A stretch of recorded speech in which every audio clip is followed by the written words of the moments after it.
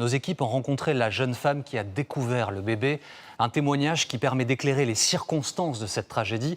Elle confirme la présence d'un enfant de 6 ans, extérieur à la famille, dans la chambre, au moment des faits. Delphine est celle qui a donné l'alerte. Elle aussi est mère d'un enfant prématuré, hospitalisé dans le même service. Elle nous affirme avoir été la première à retrouver Zaineb inanimée au pied de son berceau. Elle nous raconte la scène à visage caché. J'ai entendu un gros boom. Je commence par regarder le bébé parce que en fait, je ne réalisais pas sur le moment. Et je me suis rendu compte quand j'ai vu la couche détachée de son bassin. Zaineb était née 5 jours plus tôt dans le service néonatal de la maternité Jeanne de Flandre à Lille. Placée sous surveillance du personnel médical, seule dans une chambre dédiée aux prématurés. Selon la police, un garçon de 6 ans d'une autre famille se serait introduit dans la pièce et l'aurait fait tomber par accident.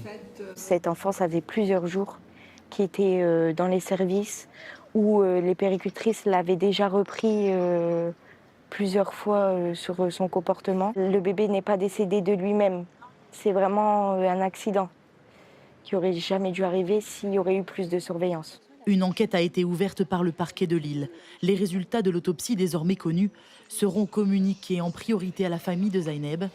Le père de la petite fille est toujours sous le choc. C'est pas imaginable ce que je ressens en fond de moi, ce que j'ai dans la tête tous les jours, ce que j'ai dans le cœur tous les jours.